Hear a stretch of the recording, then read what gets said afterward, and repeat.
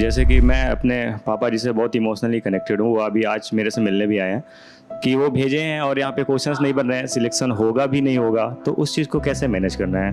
Actually इस time को जिसने पकड़ लिया और ढंग से यूज कर लिया उसका सिलेक्शन का चांस बहुत हाई हो जाता है। स्पीड हमेशा पेपर छूट जाता है मेरा। अच्छा, तो ये बताओ सीक्वेंस क्या रखते हो आप पेपर में? हम कभी कभी ट्राई के लिए हाँ। फिजिक्स भी पहले करते हैं। नहीं मत करो। जैसे अगर किसी ने पढ़ा हो cell cycle cell division, S phase में कहते हैं ना DNA doubles but chromosome number do not double, और समरी में लिखा है क्रोमोसोमल डुप्लीकेशन होता है। मैम पेपर सामने आते ही एकदम से ब्लैंक हो जाते हैं, उसका कैसे करना है? तो इसके पीछे मत भागिए, ये बच्चे बहुत टाइम बर्बाद करते हैं। मैं आपको फिर कह रही हूँ, टॉपर्स इसको मास्टरी करेंगे फिर इसको देखते हैं। टॉपर्स के सीक्रेट अगर आज आप मुझे बोलोगे तो मैं अगर उसको एक वर्ड में लिखूं, हेलो एवरीवन, गुड इवनिंग, ज़्यादा टाइम नहीं लेंगे, बहुत कम टाइम में प्रोडक्टिव होने की कोशिश करेंगे बिकॉज ऑलरेडी अगस्त एंड, आज 30 अगस्त हो गया है। तो जैसा यहाँ पर कितना 8 मंथ्स टॉपर सीक्रेट स्ट्रैटेजी, मतलब कुछ ऐसा मैं बताने वाली हूँ जैसे बस एक कोई जादू की झप्पी है जो एक झप्पी मिल जाए और सारा फिजिक्स केमिस्ट्री अंदर उतर जाए। बायो भी 360 मार्क्स का है। 8 मंथ्स टॉपर सीक्रेट स्ट्रैटेजी की जो बात की गई है, सबसे पहले तो क्या 8 महीने में क्लियर कर सकते हैं नीट? ऑफ कोर्स कर सकते हो। आप लोगों का तो बैच ही अभी शुरू हुआ है, बिल्कुल कर सकते हैं। अब एक चीज़ मैं आपको बता दूं पहले कि सब लोग अपनी कॉपी और पेन निकाल लीजिए, और अगर आपको कोई भी बात अच्छी लगती है जो आपको लगता है आप अपनी प्रिपरेशन में अप्लाई करना चाहेंगे, उसे लिख लीजिए। क्योंकि होता क्या है, हम भी जब कोई भी सेमिनार सुनने जाते हैं, सेशन सुनने जाते हैं, तो हम बस ऐसे मंत्रमुग्ध होकर सामने वाले को देखते रहते हैं। वैसे अपनी कोई क्लास नहीं होती है तो उसकी अलग खुशी होती है, टाइम पास चल रहा है उसकी खुशी होती है, सामने वाले को हम रिस्पेक्ट करते हैं, इंस्पिरेशनल होते हैं कहीं ना कहीं, तो उनको सुनने में एक आनंद आता है, energy high to low flow करती है तो मज़े आते हैं, आप बहुत खुश होते हो, बीच बीच में कुछ अच्छा लगता है तो शायद ताली बजा दोगे। लेकिन जैसे ही आप इस डोर के बाहर निकलोगे, जितना तेज़ी से अंदर गई हैं बातें, उससे डबल स्पीड से वो सब बाहर चला जाता है, और वो जो 1 घंटा है वो भी आपका टोटल वेस्ट हो जाता है। इसलिए बहुत इंपॉर्टेंट है कि आप, मेरा ही नहीं, कहीं पर कुछ भी, कोई यूट्यूब पर भी किसी को सुनो, आप किसी भी सेशन में जाओ, वहाँ पर हमेशा अपने साथ पेन पेपर रखिए, और 2 3 4 जो भी बातें अच्छी लग रही हैं जो आप अप्लाई करोगे वो टेक अवे लेकर आइए, तभी वहाँ जाने का मतलब है। सबसे पहले तो एक बात समझ लो कि अब जो टाइम आया है दिसंबर तक, ये डिसाइडिंग टाइम है। यानी मैं इस 8 महीने को अगर हम सितंबर से अप्रैल तक माने तो इसे मैं 2 पार्ट्स में डिवाइड करूंगी, 4 और 4 मंथ्स। ये जो सितंबर से लेके दिसंबर तक का टाइम है, ये डिसाइडिंग टाइम है। एक्चुअली इस टाइम को जिसने पकड़ लिया और ढंग से यूज कर लिया उसका सिलेक्शन का चांस बहुत हाई हो जाता है, और जिसने इस टाइम में थोड़ी भी ढील दे दी किसी भी कारण से, भले ही वो it could be any reason, backlog create हो गया, बीमार हो गए, कहीं पर भी टाइम अगर यहाँ बर्बाद कर दिया ना, तो हाई चांसेस होते हैं आउट ऑफ द रेस हो जाने के। सबसे ज़्यादा बच्चे जो गिव अप करते हैं वो जनवरी आते आते तक होता है। उनको समझ में आने लग जाता है कि यार अब सिलेक्शन मुश्किल हो गया है। अगर 12th वाले हैं तो सोचते हैं अब ड्रॉप लेंगे, फर्स्ट ड्रॉपर है तो सेकंड लेंगे, सेकंड ड्रॉपर्स हैं तो थर्ड लेंगे, थर्ड फोर्थ ड्रॉपर है तो उनको तो बहुत डर लगने लगता है, घबराहट होने लग जाती है होगा या नहीं, और फिर आप लोग 1 शॉट्स का वेट करने लग जाते हो। 1 शॉट बहुत अच्छी चीज़ है, नो डाउट, लेकिन पढ़ना तो आपको है, उसे ग्रास्प करना है, उसे लर्न करना है, उसके क्वेश्चंस लगाने हैं, कुल मिला के समय तो लगता है। मैंने तो आपको 12 घंटे में पूरा पढ़ा दिया, लेकिन उसको करने में आपको फिर 10-12 दिन लगेंगे, तब जाके आप याद कर पाएंगे। तो एक बात तो समझ लो कि अगले 4 महीने बहुत क्रूशियल हैं, और इंडिया में प्रॉब्लम ये है कि यही 4 महीने में सबसे ज़्यादा त्यौहार आने वाले हैं और सबसे ज़्यादा शादी ब्याह आने वाला है, यानी सबसे ज़्यादा डिस्ट्रैक्शंस इसी टाइम पर आते हैं। अभी राखी आकर गई, फिर जन्माष्टमी हो गई, अभी गणेश जी का उत्सव चल रहा है, 10 दिन बाद विसर्जन होगा, उसके बाद में नवरात्रे स्टार्ट हो जाएंगे 15 दिन बाद, तो 9 दिन का वो प्रोग्राम चलेगा, बस उसके बाद दशहरा, फिर दिवाली, आपको पता भी नहीं चलेगा कि ये टाइम कब वेस्ट हो जाएगा। आप में से कुछ स्टूडेंट्स हो सकता है अपने घर जाएं, बहुत सारे बच्चे घर जाते हैं, वहाँ पर भी बहुत पढ़ाई डिस्टर्ब होती है। तो एक बात तो लिख कर रख लो आप कि हर त्यौहार दूसरे साल भी आएगा, पर ये समय दोबारा नहीं आएगा। तो इस बार बिल्कुल टाइम वेस्ट नहीं करना है। दिवाली पर एक दिन निकाल लो आप, या अगर आपके यहाँ पे भाई दूज होता है, आपके कोई रिश्तेदार आते हैं, सिस्टर्स वगैरह आती हैं, तो फिर दिवाली पे बस आधा दिन 2 घंटे 3 घंटे, भाई दूज पे 2 या 3 घंटे आपको ये करना ही पड़ेगा। अगर आपको लगता है कि घर जाने से मेरा रिदम ब्रेक होता है, मैं वापस आके और होमसिक हो जाऊंगा, मेरे को पढ़ने में फिर से रिदम लाने में टाइम लगेगा, तो मत घर जाइए।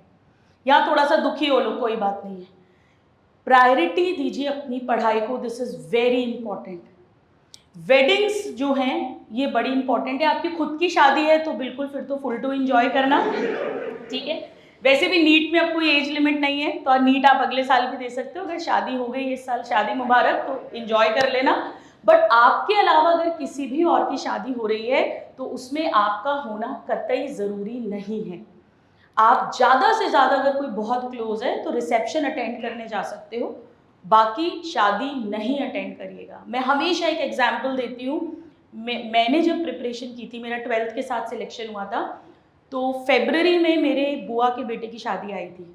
और मेरे कोई रियल ब्रदर नहीं है, तो we are very close to him. तो हमारे लिए मतलब वो हमारे रियल ब्रदर जैसे ही हैं। झांसी में शादी थी, मैं ग्वालियर में रहती थी, तो मेरे पूरे घर वाले गए थे और मैं अकेली रुकी थी, और पहली बार मैं अकेली रुकी थी लाइफ में। उस ज़माने में कॉलोनी में पड़ोसी बहुत अच्छे हुआ करते थे, तो वो आंटी जो है वो वहीं से खाना वाना आ जाता था मेरा। लेकिन जब मैं शादी में नहीं गई तो बहुत ताने पड़े, मेरे घर वालों को भी पड़े और मुझे भी पड़े। इन्हीं की लड़की पढ़ रही है, हमारे बच्चे तो पढ़े ही नहीं है, 2 दिन आ जाती तो क्या हो जाता, 1.5 घंटे का तो रास्ता है, 100 किलोमीटर पे तो धरा है, भाई की शादी में ही नहीं आई है, ऐसे करके बहुत ताने पड़े थे। लेकिन मुझे पता था कि अगर मैं एक दिन को भी जाऊंगी तो 2 तरह के लोग होते हैं। एक ऐसे होते हैं जो छुट्टी मनाकर आते हैं, फिर फ्रेश हो जाते हैं और खूब पढ़ते हैं, और मैं सेकंड टाइप की कैटेगरी वाली, जो छुट्टी मनाकर आए तो 8-10 दिन तो मैं छुट्टी की खुमारी में ही रहती हूँ। तो मुझे पता था मेरा और टाइम वेस्ट होगा, तो मैं नहीं गई। और जब मेरा सिलेक्शन हुआ तो वही सारे रिश्तेदार उस बात का वर्जन जो है स्टोरी का, वो ऐसे सुनाते थे, इसका तो सिलेक्शन होना ही था, ये तो शुरू से बड़ी सिंसियर थी, तो अपने भाई की शादी में भी नहीं आई थी, अकेली रुक गई थी, ये तो शुरू से ही बड़ी फोकस थी। तो जितनी भी गालियां हैं वो तालियों में बदल जाती है सक्सेस के साथ। और ये भी मत सोचो कि सिलेक्शन नहीं हुआ तो कोई बात नहीं है, हम तो अपना ईमानदारी से एफर्ट कर रहे हैं ना। तो प्लीज़ ये बात को ध्यान रखिए, ये जो मैं बोल रही हूँ ना आपको, ये अभी आपको लगेगा यार इसमें क्या बड़ी बात है, पर ये जो टॉपर्स की सीक्रेट स्ट्रैटेजी की आप बात कर रही हो ना, ये होता है। They are very focused, they are very focused, they are very selfish, they are very self centred. Selfish होना बहुत अच्छी बात है, पहले खुद के लायक तो बने, पहले खुद तो कुछ बन जाए तब दूसरों की मदद करेंगे। और यही कारण होता है कि ना वो दोस्ती यारी में ज़्यादा होते हैं, ना उस समय पे प्यार मोहब्बत में होते हैं, ना वो उस समय पे रिश्तेदारी में होते हैं, उन्हें कोई फर्क नहीं पड़ता है, निराले होते हैं, विरले होते हैं, दीन दुनिया से मतलब नहीं होता। उनके अंदर ऑटोमेटिक ये सॉफ्टवेयर होता है कि मुझे इस समय पर सिर्फ और सिर्फ अपने करियर को सेट करना है। वो सेट हो जाएगा, उसके बाद सब कुछ ओपन है, फिर आप जियो अपनी लाइफ जो करना है। मेरे बॉटनी के professor doctor Vayan Sharma sir, अब तो ही इज़ नो मोर, महापंडित बॉटनी के थे वो, जब मैंने तैयारी की थी, वो हमेशा कहते थे, मैं 11th और 12th 2 साल तैयारी करी थी मैंने, तो वो कहते थे 2 साल का मज़ा और ज़िंदगी भर की सज़ा, और 2 साल की सज़ा और ज़िंदगी भर का मज़ा। तो एक बात तो आप तय कर लो कि your marks are directly proportional to त्याग। कोई भी टॉपर अगर आपको ये कह रहा है ना कि मैं तो बस यूं ही पढ़ लेता था, तो वो आपको झूठ बोल रहा है। उसने बहुत त्याग करा है, बहुत तप करा है। जहां जहां आपने अपने मन की सुनी है, उसने डिसिप्लिन फॉलो करा है। जहां जहां फिसले हो, उसने खुद को संभाला है। जहां जहां आप नर्वस होकर, डिप्रेस होकर डूब गए हो, वो फिर से उभरा है। उसने बहुत त्याग करा है, उसने बहुत मेहनत की है, ये तय बात है। There is no shortcut to success, it is true. कोई दुनिया का टीचर, कोई वन शॉट, कोई ऐसा जादुई जो हम आखिरी में देते हैं 1000 क्वेश्चन का लेक्चर आपको सिलेक्ट नहीं करा सकता जब तक आपने रात दिन उस सब्जेक्ट की पढ़ाई नहीं करी है। तो टॉपर्स के सीक्रेट अगर आज आप मुझे बोलोगे, तो मैं अगर उसको एक वर्ड में लिखूं, स्टिक टू द प्लान। ये मेरा फेवरेट कोट है, नॉट टू योर मूड। अगर आप मुझसे पूछोगे, ये होता है राज। जो एक एवरेज स्टूडेंट है,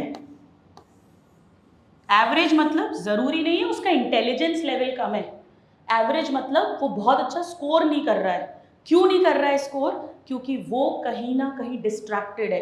डिस्ट्रैक्टेड क्यों है? इसके कारण, ये मन नहीं कर रहा, आज मन नहीं है पढ़ने का। कितनों के साथ ऐसा होता है कि मूड के कारण टाइम वेस्ट हो जाता है? हाथ उठाइए ईमानदारी से। बेटा ये सबसे बड़ा छलावा है। मैं वो बातें नहीं करूंगी आपसे कि वो थ्योरी पढ़ लो, फिर डीपीपी लगा लो, फिर टेस्ट दे लेना, फिर रिवीजन कर लेना, वो तो बता ही दूंगी, उसमें कोई बड़ी बातें नहीं है। वो तो आप वैसे ही बैचेस में पढ़ रहे हो, कहीं ना कहीं उसको ही फॉलो कर लो। जो डिफरेंशिएट करता है ना एक सिलेक्ट होने वाले बच्चे को और एक बच्चा जो ऐसा नहीं उसने मक्कारी की है, वो भी बेचारा पूरा साल पढ़ा है पर यू यू यू यू ऐसे ऐसे ग्राफ के साथ, वो ये चीज़ होती है। आप अपना प्लानर बनाइए डेली का। आज रात को कल का प्लानर बनाओ और रियलिस्टिक प्लानर बनाओ, लॉजिकल प्लानर बनाओ। ऐसा नहीं 16 घंटे सेल्फ स्टडी ठोक दी, नहीं, कितने दिन कर पाओगे? आपका टारगेट होना चाहिए कि डेली की क्लास, 3 क्लास होती होंगी आई थिंक आपकी डेली, तो हाँ जो भी आपकी क्लासेस हैं वो क्लासेस मुझे आज कंप्लीट करनी है। अगर उसमें 5-10% कुछ रह जाता है तो वो मुझे संडे कंप्लीट करना है, ताकि इस वीक का मैं पूरा संडे तक लॉक कर दूं। अगर आप ये नहीं करेंगे, बिलीव मी, 25 लाख लोग बोलते हैं मोटिवेट करने के लिए कि सारे 25 लाख थोड़ी ना कोई पढ़ के देते हैं। ठीक है चलो 5 लाख मान लो, 5 लाख सिंसियरली तो पढ़ता होगा। 5 लाख में से अगर आपको अच्छा गवर्नमेंट कॉलेज चाहिए तो आपको 55,000, अपन एवरेज 50,000 मान लेते हैं, 1 लाख मान लो, तो भी it is not an easy job. NEET का पेपर एक्सट्रीमली टफ नहीं आता, लास्ट ईयर आया बट वो सबके लिए फिर टफ था, कट ऑफ लोग गया, लेकिन कंपटीशन बहुत है क्योंकि एस्पिरेंट्स बहुत है। Everybody wants to become a doctor and believe me it is worth becoming, क्योंकि सिर्फ एक पैसा नहीं है उस प्रोफेशन के साथ, उसके साथ एक रिस्पेक्ट जुड़ा हुआ है। वो जैसे बोलते हैं ना, जैसे अभी मैंने ही आपको बोला मैं एक MBBS MS डॉक्टर हूँ, तो आप में से बहुत सारे लोगों के चेहरे पर एक अलग सा एक्सप्रेशन आ गया, अच्छा डॉक्टर है। ये हमारे अंदर होता है। जैसे कोई पूछता है ना और मैं डॉक्टर, और फिर ऐसे भी पूछते हैं कि अच्छा किस चीज़ की डॉक्टर, फिर मैं बोलती हूँ अच्छा अच्छा अच्छा, तो एकदम से एक्सप्रेशन ही बदल जाता है, उनकी टोन ही बदल जाती है। फिर काफ़ी सारे लोग तो नंबर मांगते हैं नेक्स्ट काम, क्योंकि डॉक्टर है भैया कब क्या काम पड़ जाए। और वो रिस्पेक्ट सिर्फ आपको नहीं मिलता है, वो रिस्पेक्ट आपकी पूरी फैमिली को मिलता है। मतलब मेरे तो हस्बैंड भी डॉक्टर नहीं है, बट आधे से ज़्यादा दुनिया जनता उनको भी डॉक्टर साहब करते हैं, बोलते हैं यार मैं तो बिना मेहनत के फ्री फोकट के डॉक्टर बना घूम रहा हूँ। तो पूरी पूरी पूरी फैमिली को वो रिस्पेक्ट मिलता है आपकी। मरते दम तक आपके नाम के आगे डॉक्टर लगता है। हर फॉर्म के अंदर भी मिस्टर, मिस और डॉक्टर 3 ऑप्शन होते हैं, और ऑप्शंस नहीं होते हैं। With no disrespect to any other profession, but मैं आपको ये बताना चाह रही हूँ कि जिस सीट के लिए आप फाइट कर रहे हैं वो वर्थ इट है, और ऐसे ही ईश्वर आपको लाइफ बचाने को नहीं दे देते। वो आपको तब देंगे जब आप उसके लायक होंगे, और उसके लायक होने के लिए आपको मेहनत करनी पड़ेगी। ये सबसे बड़ा दुश्मन है मन। मन नहीं कर रहा, मन नहीं हो रहा, बेटा टाइम तो निकल गया तुम्हारा। मन का क्या है? मन तो छला हुआ है। मन तो हमेशा क्या करेगा? पिक्चर देख लो, पढ़े रहो, टाइम पास, बिल्कुल मैगी खा लो, पानी पूड़ी खा लो। मन तो यही चाहेगा ना, भले ही फिर उसके बाद तबीयत खराब हो जाए, फूड पॉइजनिंग हो जाए, 4 दिन की क्लास मिस हो जाए, उसको उससे कोई लेना देना नहीं है। तो टॉपर्स जो होते हैं वो बहुत फोकस्ड होते हैं। मैंने एक अभी PW में, विद्यापीठ में, आई थिंक MP का था शायद, वहाँ पर एक स्टूडेंट का सुना था जो सिलेक्टेड स्टूडेंट्स को आपसे मिलवाते हैं। उसको एक बच्चे ने पूछा जो एस्पिरेंट था कि भैया कितनी घंटे पढ़ना चाहिए, तो उसने कहा घंटे का बात नहीं है, जो आज का प्लान करा है वो पढ़ना है। अब वो आपका 6 घंटे में भी खत्म हो सकता है, 8 घंटे भी लग सकते हैं, 10 घंटे भी लग सकते हैं। ये होते हैं सिलेक्ट होने वाले बच्चे। और रियलिस्टिक आप तो डेली की डेली क्लास कर लो, पिछले दिन का रिवाइज कर लो, मोर देन इनफ है सिलेक्शन के लिए। पर होता क्या है, हर 2 महीने बाद आप पूछते हो can I crack NEET if I start now. अभी 8 महीने का है, अब ये लोग मेरे को 6 महीने पे बुला लेंगे ऐसे आपको लेक्चर देने के लिए, फिर 4 महीने पे, फिर 2 महीने पे, फिर पता पड़ा बाद में बोलोगे कि मैम अगर आप दही चीनी खिला दोगे तो सिलेक्शन हो जाएगा क्या मेरा जाते जाते। तो ऐसे सिलेक्शन नहीं होते हैं। तो ये कोड जो है I always apply in my personal life also, because मेरा मेडिकल वर्क होता है, टीचिंग वर्क होता है, घर होता है, ट्रैवलिंग होती है, सब चीज़ों के बीच में जब भी कभी डाउन होती है, अरे यार मन नहीं कर रहा, तो फिर मेरे को ये कोड याद आता है, stick to the plan not to the mood, make your planner and do your studies. Mood की ऐसी की तैसी, किसी दिन अगर मन भी नहीं कर रहा ना, जो सोचा है वो उठकर पढ़ने लग जाओ, आप पढ़ते जाओ, मन नहीं करेगा 5 मिनट 10 मिनट 15 मिनट 20 मिनट करके देखना, मन लगने लग जाएगा, क्योंकि आप उसे जैसा मोड़ेंगे धीरे धीरे। अभी क्या है, हमारे एजुकेशन सिस्टम में हमको सिटिंग करना कभी सिखाया ही नहीं है, हमने कभी पढ़ा ही नहीं है बैठकर। लड़के तो बड़ा प्राउडली बोलते हैं कि वो लड़की को देखो वो कितनी देर पढ़ती है तो उसके इतने नंबर आते हैं, मुझे देखो मैं तो बिल्कुल नहीं पढ़ता फिर भी मेरे इतने नंबर आ जाते हैं। तो हमको पढ़ना सिखाते ही नहीं है, हमारी गलती नहीं है, पर हमें सिटिंग की हैबिट ही नहीं है। और अचानक से जब आप 11th 12th या 12th तक अगर गाइडेंस नहीं है, आप ड्रॉपर बैच में आते हैं और 6-6 8-8 घंटे की तो आपकी क्लास ही हो जाती है, तो दिमाग पूरा आउट हो जाता है। सेल्फ स्टडी जब करने बैठते तो समझ ही नहीं आता क्या करें, आदत ही नहीं है। थोड़ी थोड़ी सी आदत बनाओ, आधा घंटा उठूंगा नहीं, आधा घंटे तक नहीं उठूंगा, पढ़ता रहो पढ़ते रहो पढ़ते रहो पढ़ते रहो, आप करके देखना, पर आपको हफ्ते 10 दिन करना पड़ेगा, बाकी कोई कैप्सूल नहीं देगा। तो ये तो सीक्रेट है अगर आप मेरे से पूछोगे, ये त्याग और फोकस के लिए प्लान बनाओ, उसके अकॉर्डिंग काम करो। अब कैसे पढ़े हम, ये 4 महीने बहुत क्रिटिकल है। 4 महीने में आपके लिए तो बहुत इजी है, क्योंकि आप एक बैच में इनरोल्ड हैं, आपकी क्लासेस हो रही हैं, बस उनको फॉलो करना है। फिर भी अगर आप मेरे से पूछेंगे तो 3 स्टेप्स हम कह सकते हैं। स्टेप 1 होता है सिलेबस कंप्लीशन, इसके अंदर आती है थ्योरी बहुत इंपॉर्टेंट है, यानी कॉन्सेप्ट्स, चाहे बायो हो चाहे इवन फिजिक्स केमिस्ट्री हो, कॉन्सेप्ट नहीं आएगा, कितने भी क्वेश्चंस प्रैक्टिस कर लोगे, थोड़ा भी ट्विस्ट कर देंगे आप गलत कर दोगे, कंफ्यूज हो जाओगे। तो concept is very very important. Physics chemistry में भी आप जो भी क्वेश्चन कर रहे हो उसका कॉन्सेप्ट आपको पता होना चाहिए कि वो क्यों हो रहा है, दिस इज वेरी इंपॉर्टेंट। तो पहले स्टेप में आपकी जो भी डेली क्लास है, आप उसको जब पढ़ोगे अच्छे से उसकी थ्योरी कवर करोगे। अगर वो बायो है, इनऑर्गेनिक केमिस्ट्री है, तो एनसीईआरटी आप लाइन बाय लाइन रीड करेंगे।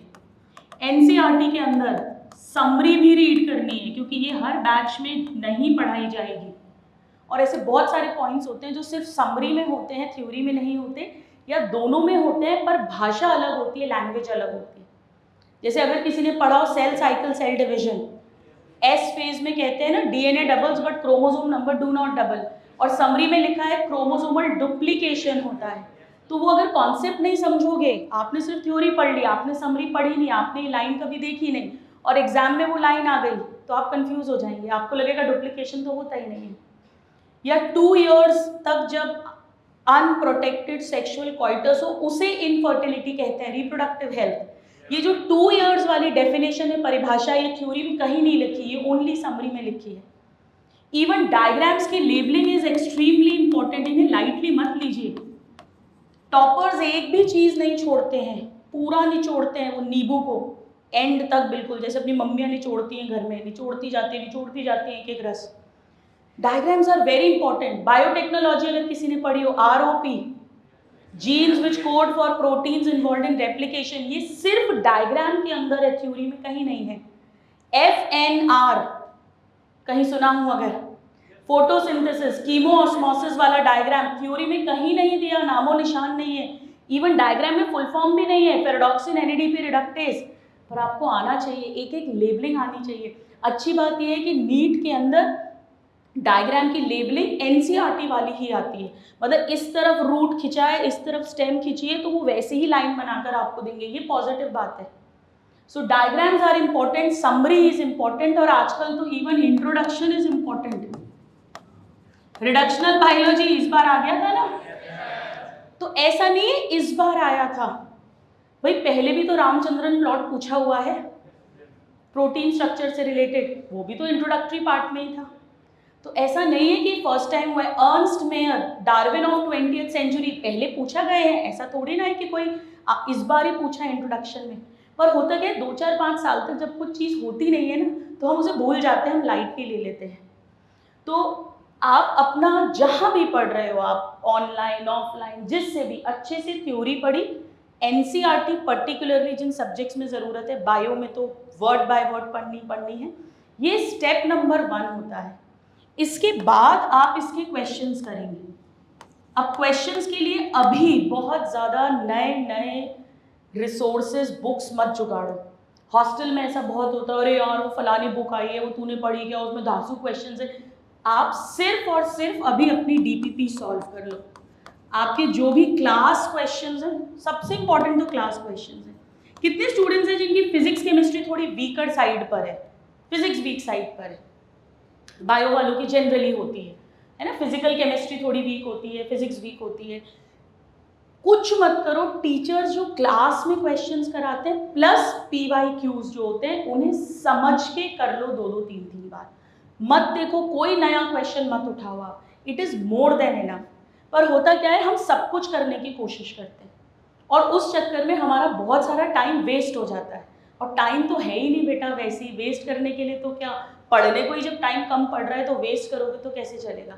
तो सबसे इंपॉर्टेंट होता है क्लास क्वेश्चन, क्योंकि टीचर ऑलरेडी आपके लिए रिसर्च कर आए हैं, तब वो क्वेश्चन उन्होंने क्लास में लिया है। मैंने ऑलरेडी 1000 क्वेश्चंस देखे हैं, तब जाकर मैं पर चैप्टर 100 क्वेश्चंस क्लास में करवाऊंगी बैच के अंदर। तो वो ऑलरेडी बहुत चुने हुए क्वेश्चंस होते हैं।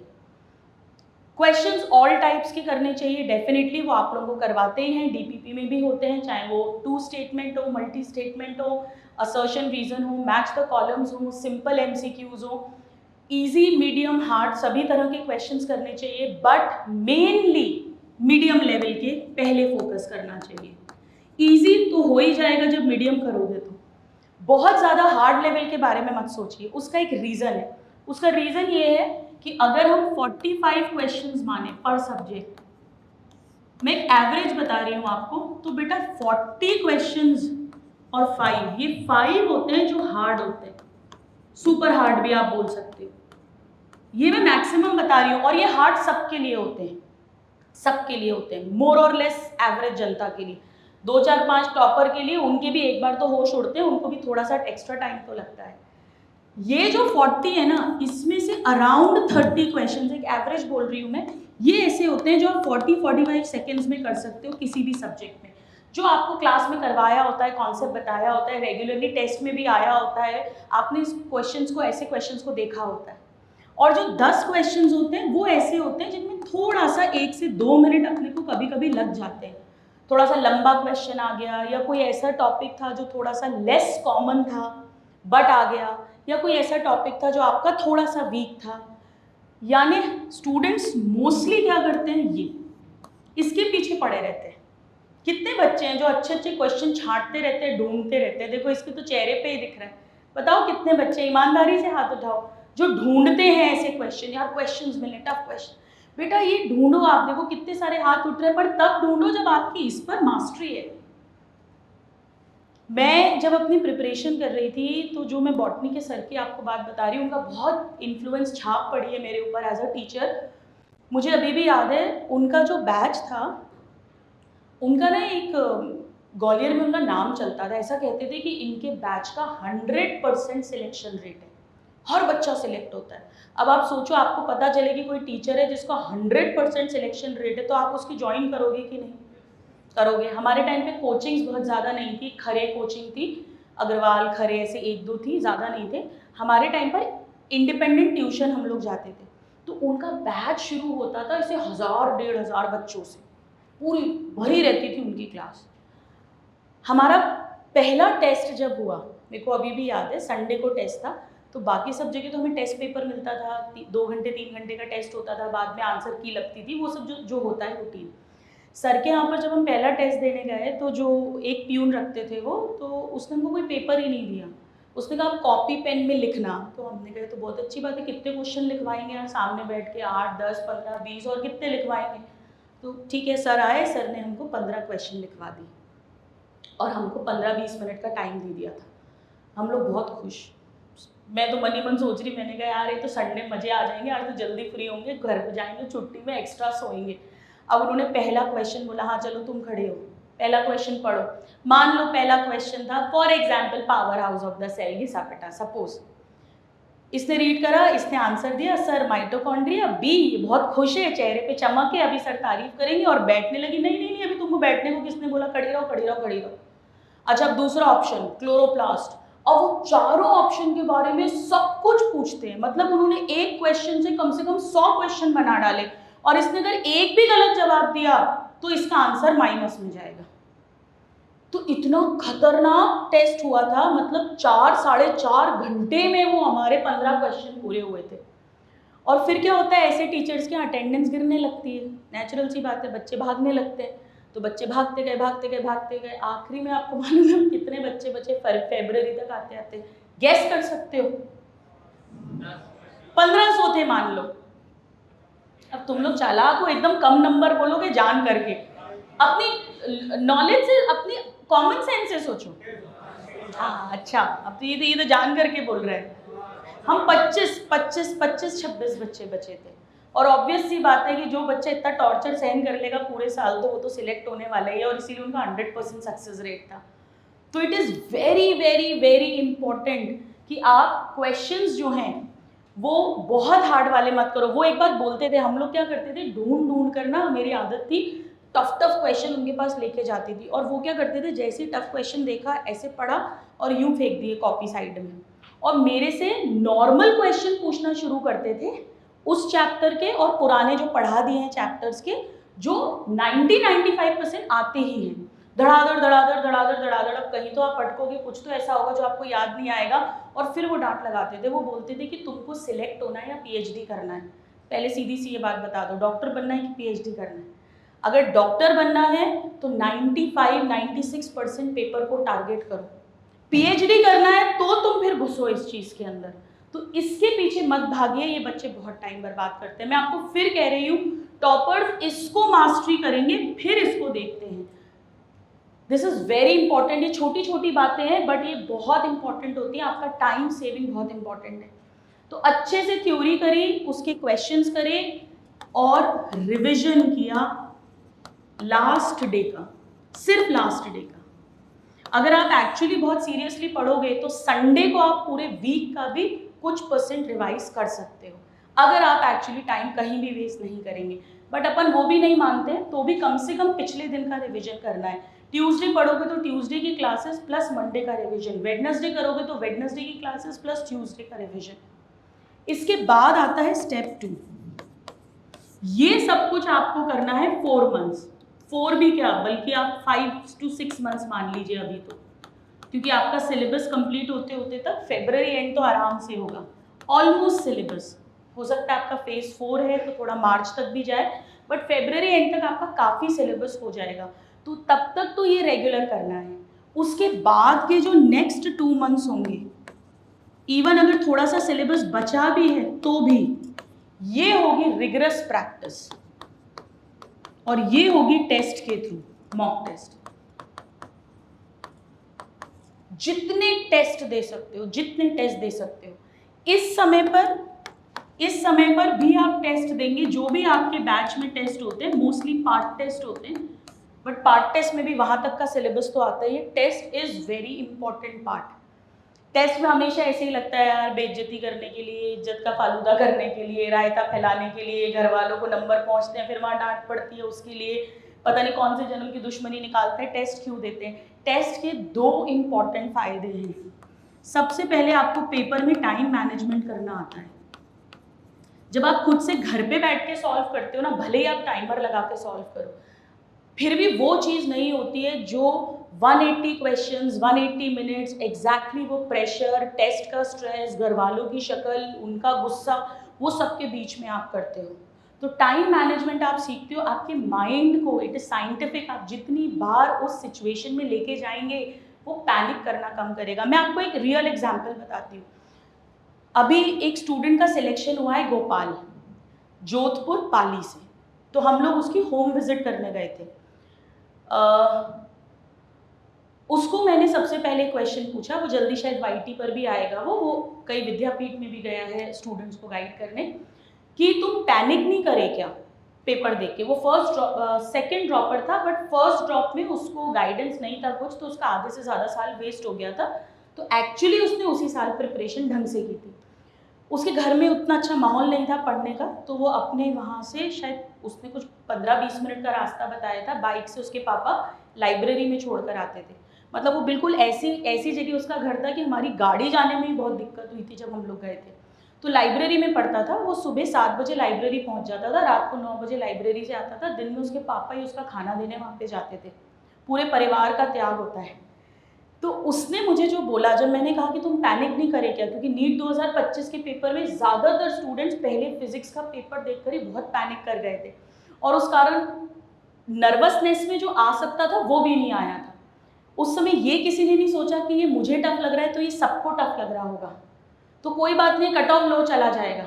और थोड़ा सा ईगो भी रहता है अपना, तो जब तक क्वेश्चन सॉल्व नहीं हो जाए अपने को ऐसा लगता है आगे नहीं बढ़े। तो ये गोल्डन रूल है, लिख लो, किसी भी क्वेश्चन पे 20 से 25 सेकंड से ज़्यादा लग रहे हैं उसको छोड़ो, आगे बढ़ो आगे बढ़ो आगे बढ़ो आखिरी तक। मेरे साथ खुद हुआ है, क्योंकि ये फिजिक्स के पेपर में जब मैंने दिया था मुझे शुरू के 10 क्वेश्चंस नहीं बने थे, लेकिन मैंने इस चीज़ की प्रैक्टिस पूरे साल की थी, तो मैं आगे बढ़ती गई और फिर मेरे क्वेश्चंस बनते गए, और उससे जो कॉन्फिडेंस आया, जब मैंने लास्ट में उन क्वेश्चंस को रिविजिट किया तो उनमें से भी 8 क्वेश्चंस मुझसे बन गए। तो किसी भी क्वेश्चन पे स्टिक मत करिए, वहाँ कोई ईगो मत लाइए, आप आगे बढ़ते चलिए, क्योंकि हो सकता है आगे का पेपर आपको बहुत अच्छे से आता हो। मैंने उसको पूछा तुम पैनिक नहीं करे, तो उसने मुझे बोला कि मैम मैंने बहुत प्रैक्टिस की थी, मैंने बहुत टेस्ट दिए थे, और उन टेस्ट के कारण से मेरा माइंड उस पैनिक की स्टेट में नहीं गया। उसको वहाँ ये ख्याल आया कि टफ है तो सबके लिए टफ होगा, कट ऑफ लो जाएगा, कोई बात नहीं है, करते हैं इसको। बस ये 2025 के पेपर में जिसने रख लिया उसका सिलेक्शन हो गया, क्योंकि अनएक्सपेक्टेड तो सबके लिए ही था, सबको एक लेवल का ही पढ़ाया गया था ऑफलाइन ऑनलाइन में, क्योंकि पिछले उसके पहले 3-4 साल से एकदम ही ईजी पेपर आ रहा था, डायरेक्ट पेपर आ रहा था। तो 2025 के पेपर में जो डिफरेंस आया वो यहाँ से आया, जो उस समय यहाँ से स्टेबल रह पाया। और कई बच्चे जो शायद उनसे ज़्यादा इंटेलिजेंट होंगे जो सिलेक्ट हुए हैं, बट वो पैनिक कर गए, एंजाइटी हो गई, और उस कारण से वो गिव अप कर गए। तो उसने मुझे यही बोला कि मैंने बहुत मॉक टेस्ट दिए थे, मैं हर ऑल्टरनेट डे मॉक टेस्ट देता था, आप ऐसा समझ लो। इतना इम्पोर्टेंट होता है ये टेस्ट, ये आपको टाइम मैनेजमेंट प्लस कॉन्फिडेंस दोनों देता है। अब आप कहोगे गुरुमा नंबर ही नहीं आएंगे तो काय का कॉन्फिडेंस है, तो और कॉन्फिडेंस गिर जाएगा। मत आने दो नंबर, 1 में नहीं आएंगे, 2 में नहीं आएंगे, एनालिसिस करो क्यों नहीं आ रहे हैं, उस पर्टिकुलर टॉपिक को दोबारा पढ़ो, मेहनत करनी पड़ेगी आपको। आप देखना 3, 4, 5 टेस्ट के बाद आपके नंबर इंप्रूव होंगे। अभी तो आपका एक ही टेस्ट हुआ है। होता क्या है, जैसे जैसे सिलेबस आगे बढ़ता है टेस्ट में नंबर ऑटोमेटिक डिक्रीज होते हैं, हम डीमोरलाइज होते हैं, और फिर हम पढ़ाई में और इरेगुलर हो जाते हैं, फिर और नंबर कम हो जाते हैं, और ये साइकिल बन जाती है, और दिसंबर, जनवरी, फरवरी तक आते आते हम गिव अप कर देते हैं। उससे बेहतर है कि आप उसको चैलेंज की तरह लो और पढ़ो, और उसके लिए ज़रूरी है फोकस रहना, stick to the plan and not to the mood. This is the core secret. कोई भी इंसान जो सक्सेसफुल है किसी भी फील्ड में, वो सिर्फ और सिर्फ अपनी प्लानिंग पर चलता है, मूड पर कभी नहीं चलता है। उसको कोई मतलब नहीं है, दोस्त से झगड़ा हो गया, लड़ाई हो गई, वो तो अगर फालतू दोस्त है हटा देगा उसको, बोले छोड़ो यार। उसका माइंड ऑटोमेटिकली इतना इवॉल्व होता है, एडवांस्ड होता है। अब आप उसको ऐसा कह लो उसको कुछ बनना है जीवन में, इसीलिए उसका ऐसा दिमाग है, तो हम भी तो प्रैक्टिस कर सकते हैं अगर हमारा नहीं है।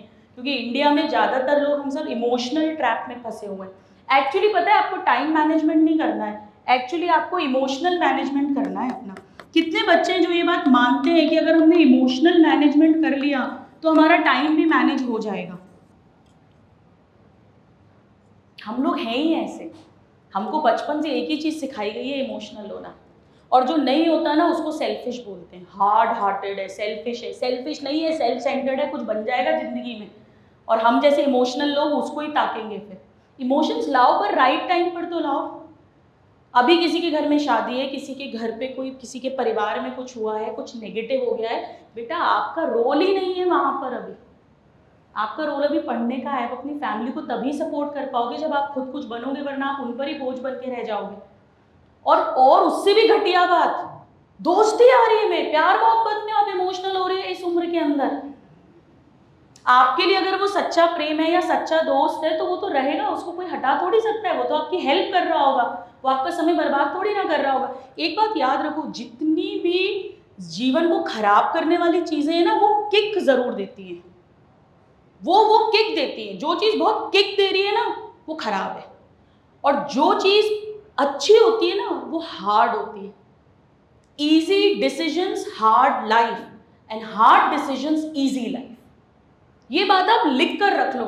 जितने ही करने वाले लड़के लड़कियां 11th 12th में मिलेंगे ना, वो सब जीवन भर स्ट्रगल करते हुए दिखेंगे आपको, अगर वो संभले नहीं। और जितने भी आपको बिल्कुल यूं नीचे मुंह करके पढ़ाई करते हुए कहीं नहीं जा रहे, लड़कियों को देखना, झल्ली सी लड़कियां, मैं अपने पुराने फोटोज देखती हूँ, चिपके हुए बाल, शक्ल की कोई वो मतलब कोई ध्यान ही नहीं है, काले हो रहे, कोई मतलब नहीं, कपड़े उल्टे सीधे पहने हुए हैं गंदे से, चप्पल पे ध्यान नहीं, वो जीवन में बहुत अच्छा करेंगे, क्योंकि उसको फोकस्ड है वो। यही तो टॉपर्स की सीक्रेट है। अब इसका ये मतलब कि आप तेल डाल के तो चोटी बना के आ जाओ कल से,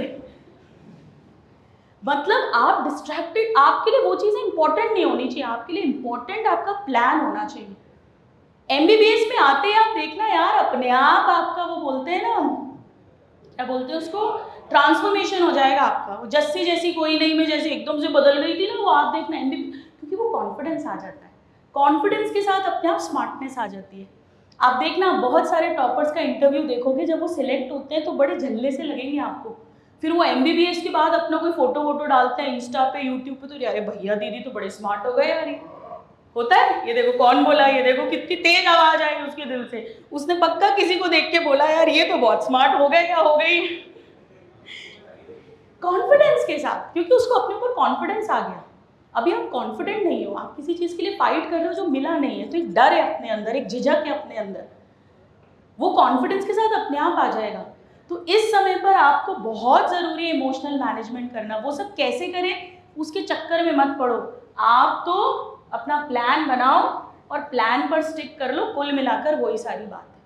आप ये मत सोचो मैं डिस्ट्रैक्शन कम कैसे करूं, मैं टाइम कैसे मैनेज करूं, मैं मूड कैसे मैनेज करूं, मैं इमोशंस कैसे मैनेज करूं, मैं सोशल मीडिया कैसे कम करूं।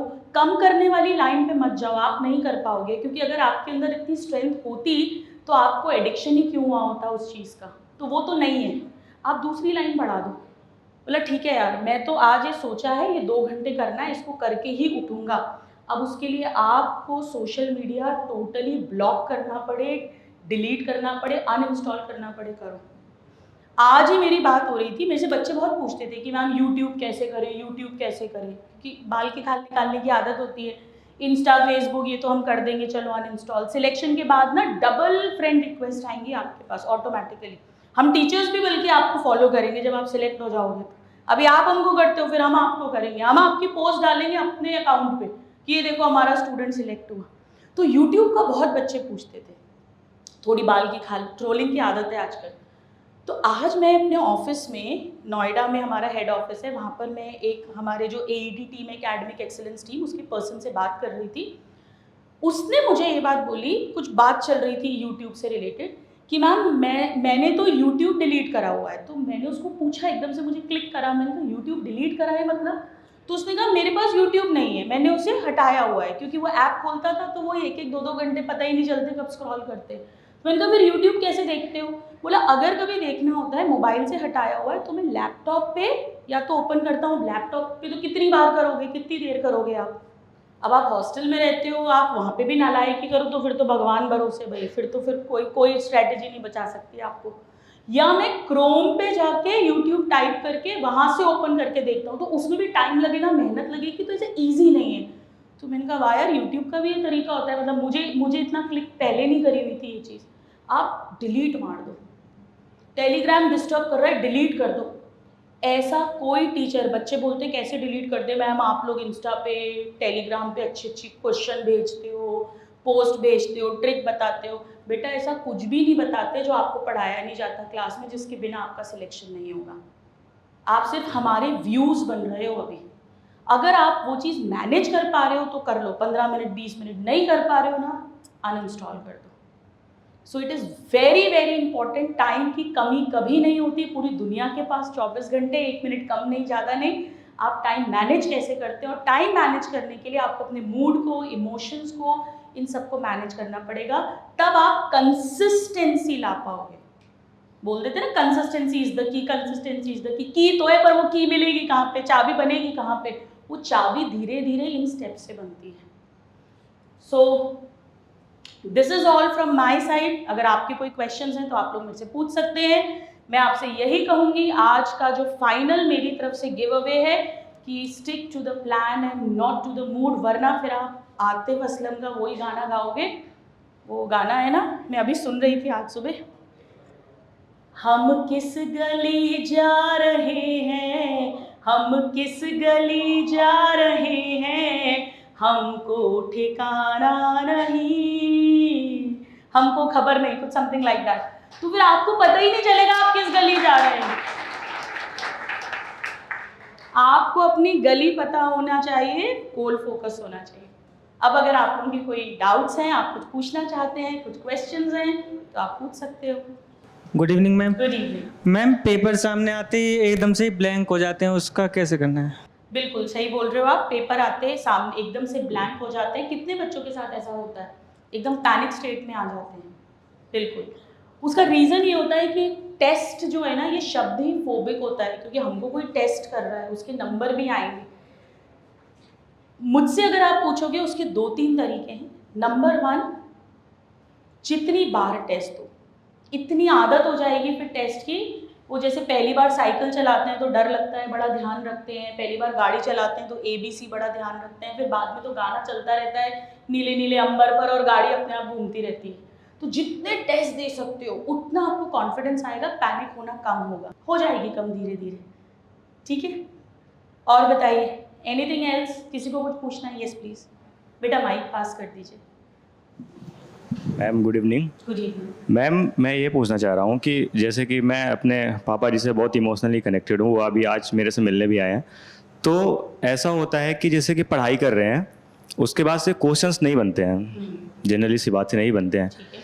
तो उस टाइम पे ऐसा लगता है कि मतलब उतना भरोसे से भेजा गया है और वो क्वेश्चंस नहीं आते हैं। तो मैम जैसे आपने बोला कि इमोशनली मतलब स्ट्रांग रहना पड़ता है, तो वहाँ पे पता ही नहीं चलता है और बहुत सारा टाइम वेस्ट होता है। ओवरथिंक सोचने लग Overthink। जाते हैं, पुरानी बातें सब हाँ, बातें। और ऐसा नहीं है कि बहुत ज़्यादा ड्रॉप हो गया है। मैं 12th के बाद अभी फर्स्ट ही ड्रॉप लिया हूँ, तो उसमें भी इतना ज़्यादा पैनिक हो जाता है रात में, या फिर जब भी सोचने लगते हैं ज़्यादा कि वो भेजे हैं और यहाँ पे क्वेश्चंस नहीं बन रहे हैं, सिलेक्शन होगा भी नहीं होगा, तो उस चीज़ को कैसे मैनेज करना है? ये आपका नाम बेटा? हिमांशु पटेल। हिमांशु ने जो क्वेश्चन पूछा है, आई थिंक ये काफ़ी लोगों के साथ होता होगा। कितनों के साथ होता है बताइए? हाँ बिल्कुल, हमें लगता है कि हमारे पेरेंट्स की इतनी उम्मीद है, बेटा बैठो आप, क्योंकि सबसे ज़्यादा कनेक्टेड हम अपने पेरेंट्स से होते हैं। बट ऑब्वियस है, सबसे ज़्यादा भला हमारा वही चाहते हैं, तो हमें इमोशनल लेवल पे भी लगता है, हम उनके लिए कुछ करना चाहते हैं, वो भी लगता है। और कई बार क्योंकि हम सब मोस्टली मिडिल क्लास या लोअर मिडिल क्लास फैमिली के होते हैं, तो हमें पैसों का भी लगता है कि वो इतना खर्चा कर कर हमें भेज रहे हैं, इतना पैसा लगा रहे हैं। तो वो सब विचार सबके मन में आते हैं, मेरे भी आते थे, मैं भी एक मिडिल क्लास से हूँ। उस समय आपको 2-3 चीज़ें हैं जो हेल्प कर सकती हैं। आपको जो हेल्प करे वो आप कर सकते हैं। पहली चीज़ तो ये जो मैंने बोला, stick to the plan and not to the mood. आपको उस समय सोचना ही पड़ेगा कि पापा के लिए भी मैं तभी कुछ कर सकता हूँ जब मैं सिलेक्ट होऊंगा, पहली चीज़। तो अभी तो मैं अपनी पढ़ाई करता हूँ। ये ना एक आदत होती है, एक्चुअली हैबिट होती है। जैसे रोना एक हैबिट है, लड़कियां अपन होते हैं ना, बात बात पे रो पड़ती है, इट इज़ अ हैबिट। तो हर लड़की नहीं रोती, अब तो स्ट्रांग हो गई। तो अगर सच में साइंटिफिकली ऐसा कुछ था, ब्रेन में कुछ था, तो फिर अब कैसे चेंज हो रहा है? तो ये इवोल्यूशन होता है। आपको इसकी आदत बनानी पड़ेगी। आपको उस समय अपने दिमाग को दूसरा विचार देना पड़ेगा। बोला यार ठीक है, अभी रात में सोचेंगे, यार अभी तो ये पढ़ लूँ मैं, अभी ये करना है। तो एक तो आप ऐसा सोच सकते हैं। दूसरा, आप ऐसा भी सोच सकते हैं कि I can only guarantee my efforts not my results. ये मैं पर्सनली बहुत करती हूँ अप्लाई अपनी लाइफ में, कि मैं मेरी मेहनत पूरी कर सकता हूँ, इसके आगे मेरे हाथ में नहीं है। क्योंकि हम बहुत ज़्यादा ऐसा सोचेंगे ना, सिलेक्ट होना है उनके लिए, पापा के लिए, मम्मी के लिए, तो भी वो प्रेशर ऐड ऑन करता है। और बेटा देखो, सिलेक्शन में केवल एक ही क्राइटेरिया नहीं होता कि आप इतने घंटे पढ़ लो, रेगुलर पढ़ लो तो इसी साल सिलेक्ट हो जाओ। क्योंकि कंपटीशन बहुत ज़्यादा है, बहुत सारे और भी फैक्टर्स हैं। कभी वो पेपर लीक हो गया, मतलब कुछ ना कुछ देखो हो जाता है। तो यू नेवर नो, ये सब एक्चुअली मेहनत और प्लस डेस्टिनी दोनों का कॉम्बिनेशन होता है। पर एक बात मैं आपको लिख कर दे रही हूँ, मेरे निजी अनुभव से, इतने सालों से जो इतने पेशेंट्स देखे, स्टूडेंट्स देखे, आसपास लोग देखे, फ्रेंड्स देखे, कि अगर आप ऑनेस्ट हो अपने वर्क में तो आपके साथ अच्छा ही होगा। हो सकता है इस साल ना हो कि अगले साल हो जाए, हो सकता है नीट छोड़कर आप कोई दूसरी ब्रांड चूज करो, उसमें बहुत एक्सेल कर जाओ। हो सकता है आपको डॉक्टर नहीं बनना, कुछ और बनना है, उसमें बहुत एक्सेल कर जाओ। ये सच्चाई बता रही हूँ आपको, पर अच्छा ही होगा। और अगर आप बेईमान हो, आप भूले भटके तुक्के से सिलेक्ट भी हो गए, तो बेटा आप एमबीबीएस में सर्वाइव नहीं कर पाओगे, तो वहाँ आपकी वाट लगेगी। तो आप ऑनेस्टली अपनी पढ़ाई करो, आप अपना बेस्ट पापा को, मम्मी को, किसी भी अपने प्रियजन को यही दे सकते हैं कि आप ईमानदारी से काम कर रहे हैं और नाम जप, क्योंकि अंदर से तो आपको वही संभालेगा। मैं तो एक ही बात बार बार बोलती हूँ, ईश्वर से जब तक नहीं जुड़ोगे भटकाव ही भटकाव है। और आपकी जनरेशन में तो बहुत भटकाव है। वैसे ही हम लोग बहुत वीक हो गए हैं डे बाय डे। हमारी पुरानी जनरेशन कितना झेल लेती थी, उसकी पुरानी ने जिनने फ्रीडम स्ट्रगल करा है वो तो कितने स्ट्रांग थे। तो हम तो वैसे ही वीक होते जा रहे हैं, फिजिकली भी वीक होते जा रहे हैं, मेंटली भी वीक होते जा रहे हैं। तो ऐसे में अगर आप अपने इष्ट से नहीं जुड़ेंगे तो ये मोटिवेशन आपको 10-15 मिनट, आधे घंटे चार्ज रख सकता है, उसके बाद हीलियम के गुब्बारे की तरह आप वापस नीचे आ जाओगे। तो अपनी हवा खुद भरनी आनी चाहिए और वो ईश्वर से जुड़कर आता है। ठीक है, इसको कोशिश करना, बाकी अच्छा ही होगा। मैं लिख कर दे रही हूँ, तुम्हारी शक्ल से ही दिख रहा है, इतने सिंसियर हो, इतना सोच रहे हो, अच्छा ही होगा, जीवन में अच्छा ही होगा। वो नीट हो, नहीं हो, इस साल हो, अगले साल हो, इसी साल हो जाएगा। एक एक्सट्रीम बात कह रही हूँ, इसी साल हो जाएगा। और बोलिए, और कोई? मैम मेरा क्वेश्चन था कि मैम जैसे कभी कभार पढ़ाई जैसे स्टार्ट करते हैं तो हाँ। तीनों हम लोग का 3 सब्जेक्ट है, फिजिक्स, हाँ, केमिस्ट्री, बायो। हाँ। तो कभी कभार क्या होता है, बैलेंस नहीं हो पाता। हाँ, बैलेंस नहीं हो पाता। और कभी कभार क्या होता है कि लाइक अगर बायो स्टार्ट किए, बायो कंटिन्यू पढ़े जा रहे तो दूसरे सब्जेक्ट को टाइम नहीं पाते। तो मैम वही तीनों सब्जेक्ट मैनेज नहीं हो पा रहा, किसी तरह का बायो पढ़ रहे अच्छा लग रहा तो उसी को कंटिन्यू पढ़े जा रहे हैं। ये जो बोल रहा है, आपका नाम? विश्वजीत। विष्णु बिल्कुल सही बोल रहा है, बैठो। Balancing of the subject is extremely important. ऐसा होता है, मुझे बॉटनी जूलॉजी बहुत अच्छी लगती थी, मैं वही पढ़ती रहती थी, मेरे फिजिक्स केमिस्ट्री में मार्क्स ड्रॉप होने लगे। ऐसा बहुत बच्चों के साथ होता है। देखो एक बात समझो, आपको 4 सब्जेक्ट्स हैं, इनको एक तो नंबरिंग करनी पड़ेगी। इसको बोलते हैं स्वॉट एनालिसिस। स्ट्रेंथ, फिर अपॉर्चुनिटी, फिर वीकनेस और थ्रेट। आपकी स्ट्रेंथ का मतलब होता है जिसमें कम मेहनत करके भी कंपैरेटिवली इजीली नंबर आ जाते हैं, वो सब्जेक्ट चूज करो। मान लो मेरा जूलॉजी है, मान लो। उसके बाद अपॉर्चुनिटी मतलब थोड़ी ज़्यादा मेहनत करनी पड़ती है, बट हाँ आ जाएंगे नंबर, थोड़ी और मेहनत करूँगी तो अच्छा कर लूँगी। मान लो मेरा केमिस्ट्री है, मान लो। वीकनेस मतलब मुझे बहुत मेहनत करनी पड़ती है, तब जाकर मैं 180 में से लेट्स से 70, 80, 90, 120 तक पहुंच सकता हूँ। सपोज मान लो ये मेरा बॉटनी है। और थ्रेट मतलब खतरा, मैं कुछ भी कर लेता हूँ, 50 नंबर, 40 नंबर, 70 नंबर, इसके ऊपर पहुंचता ही नहीं है। मान लो ये फिजिक्स है, मान लो ये सीरियल ऑर्डर, कुछ भी हो सकता है। घर जाके सब लोग ये सीरियल ऑर्डर लिखना अपना, सोचना, और ये स्वॉट, ये 4 सब्जेक्ट्स आइडेंटिफाई करना। अब आपको करना क्या है, इन्हें पढ़ने में बहुत मजे आते हैं तो हम दिन रात इनको पढ़ते रहते हैं, इसको हम छोड़ते जाते हैं। एक तरह के स्टूडेंट्स, दूसरे तरह के स्टूडेंट्स इनके पीछे पड़ जाते हैं, बोले यार ये कमजोर है, इसमें नंबर नहीं आ रहे, दमादम इसमें लग जाते हैं, तो धीरे धीरे इसमें भी मार्क्स डिप होने लग जाते हैं। आपको बैलेंस करना पड़ेगा, आपको इन्हें तो स्ट्रॉन्ग रखना ही है, वरना आप गेम के बाहर हो जाओगे। और इसे धीरे धीरे थोड़ा थोड़ा पढ़ाना है, इसको यहाँ तक भी लेकर आ जाओगे तो चलेगा। अगर आपके किसी सब्जेक्ट में 50 नंबर आते हैं तो अचानक से 170, 180 टारगेट मत बनाओ, 60 बनाओ, 65 बनाओ, 70 बनाओ, 100 तक भी आ जाए, 100, 110 बहुत है। और जो स्ट्रॉन्ग है उसको बढ़ाओ। तो ये बैलेंस आपको बैठाना पड़ेगा। आपको ये समझना पड़ेगा कि सिलेक्शन किसी भी 1 या 2 सब्जेक्ट से नहीं होगा, वो ओवरऑल जब आपका बैलेंस बनेगा तब कट ऑफ के ऊपर जाओगे। और उसके लिए ये ज़रूरी है कि आप ये समझ लें कि अपन पीएचडी करने नहीं आए, नीट क्लियर करने आए हैं। सब्जेक्ट में मज़े भी आ रहे हो तो उसमें बहुत डेप्थ में नहीं घुसना है, केवल नीट लेवल तक का ही अपने को पढ़ना है, बैलेंस वे में करना है। ठीक है, ये बहुत इंपॉर्टेंट है, चारों सब्जेक्ट्स आइडेंटिफाई करना। और अगर कोई वीक या थ्रेट है तो उस पर ओवर टाइम नहीं देना, उसमें बस क्लास के क्वेश्चन करते जाओ और PYQs of course, very very important. ठीक है, इनको पेपर छूट जाता है, हाँ, तो प्रैक्टिस करनी पड़ेगी। कितना भी करो स्पीड ही बहुत स्लो है। एक बार माइंड वो कह रही है पेपर छूट जाता है, कितना भी तेज करो स्पीड स्लो स्पीड रहती है। हमेशा पेपर छूट जाता है मेरा। अच्छा, तो ये बताओ सीक्वेंस क्या रखते हो आप पेपर में? हम कभी कभी ट्राई के लिए हाँ। फिजिक्स भी पहले करती हूँ। नहीं मत करो, पहले वो करो जिसमें ज़्यादा, अगर आपका फिजिक्स स्ट्रॉन्ग है तो पहले करो। आपका जो स्ट्रॉन्गेस्ट सब्जेक्ट है ना उसको पेपर में सबसे पहले अटेम्प्ट करो। उससे दो चीज़ें होंगी, एक तो जल्दी जल्दी क्वेश्चन होंगे तो एक दिमाग से स्ट्रेस हटेगा कि मेरे 45 क्वेश्चन हो गए, मेरे 50 क्वेश्चन हो गए, और दूसरा जब वो क्वेश्चन बनेंगे तो कॉन्फिडेंस आएगा। ये फर्क पड़ता है जब आप दूसरे सब्जेक्ट पर आओगे। तो सबसे पहले स्ट्रॉन्गेस्ट सब्जेक्ट को करो, फटाफट फटाफट उसको निपटाओ, फिर वीक वीक की तरफ आओ और प्रैक्टिस करनी पड़ेगी। अपन ये जवाब नहीं दे सकते कि मैं बहुत प्रैक्टिस करता हूँ या करती हूँ पर नहीं होता। मैं जैसे एक छोटी सी बात बताती हूँ आपको, मेरे MBBS में एक मेरी फ्रेंड थी, मेरी क्लासमेट थी, अब वो गायनैक है भोपाल में, हिंदी मीडियम की स्टूडेंट थी वो। तो फर्स्ट प्रॉफ में हिंदी मीडियम के बच्चों को थोड़ी दिक्कत आती है क्योंकि फॉरेन ऑथर की इंग्लिश की बुक्स होती हैं।